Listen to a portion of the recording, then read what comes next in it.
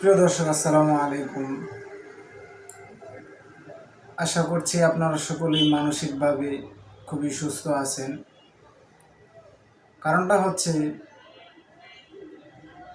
আজকে যেই সরকার, আমেরিকার যেই জালেম সরকার প্রায় 15 থেকে 16 বছর বাঙালি জাতির উপরে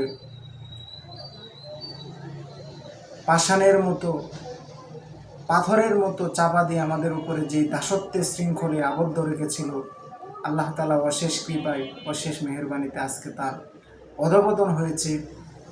এবং বাংলার মানুষের গণজোয়ারে, বিশেষ করে আমাদের ছাত্র ভাইদের আন্দোলনে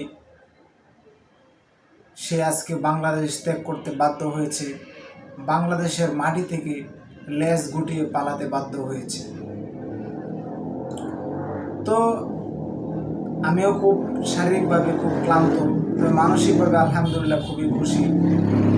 কেননা আজকে আমি সারাদিন আন্দোলনে ছিলাম, আপনারা অনেকে আন্দোলনে ছিলেন, গিয়েছিলেন, আপনাদের শরীর ক্লান্ত।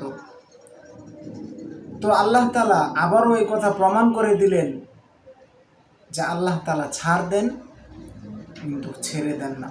আল্লাহ তাআলা কোরআনের মধ্যে বলেছেন, ইন্না বাতশা রাব্বিকা লাশাদীদ, নিশ্চয় আল্লাহ তাআলার পাকড়াও খুবই কঠিন এবং মারাত্মক। আল্লাহ তাআলা বলেছেন, ওয়া মাকারুল্লাহ, জালেম সরকাররা তারা ষড়যন্ত্র করে ইসলামের বিরুদ্ধে তারা চক্রান্ত করে, কিন্তু আল্লাহ তাআলা তাদের বিরুদ্ধে উত্তম কৌশল অবলম্বন করেন। আল্লাহ তাআলা আবার প্রমাণ করে দিলেন, আল্লাহ তাআলা ছাড় দেন, কখনো ছেড়ে দেন না। বাঙালি জাতি যখন এই জালেম সরকার, শেখ হাসিনা সরকার, সে প্রায় 15 থেকে 16 বছর সে পাথরের নেই দাসত্বের শৃঙ্খলে বাঙালি জাতিকে আবদ্ধ করে রেখেছিল, অতিষ্ঠ হয়ে গিয়েছিল।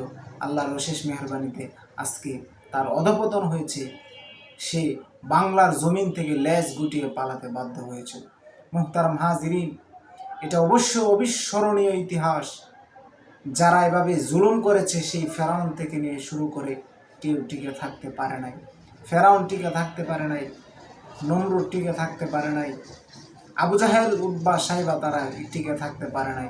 এভাবে যারা ইসলামের বিরুদ্ধে রুখে দাঁড়িয়েছে, মানুষকে দাসত্বের শৃঙ্খলা আবদ্ধ করতে গিয়েছে, সর্বশেষ হকই বিজয় হয়েছে, তারা বিজয় হতে পারে নাই, তারা লেজ গুটিয়ে পালাতে বাধ্য হয়েছে।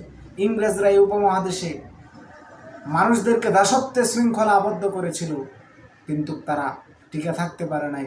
অবশ্যই তাদের তল্পা নিয়ে এদেশ থেকে, উপমহাদেশ থেকে তারা ওলামায়ে কেরামের আন্দোলনে, গণজোয়ারে তারা পালাতে বাধ্য হয়েছে। আজকেও আমরা সারা বাংলাদেশের ওলামায়ে কেরাম যখন মাঠে নেমে গেলেন, বাংলার জমিনের তাওহীদি জনতা যখন মাঠে নেমে গেলেন, তখন তাদের সামনে সেই শেখ হাসিনা সরকার টিকতে পারে নাই, অবশ্যই লেজ গুটিয়ে বাংলার জমিন থেকে পালাতে বাধ্য হয়েছে। মুহতারাম হাজিরিন, এজন্য শুকরিয়া আদায় করছি, আলহামদুলিল্লাহ।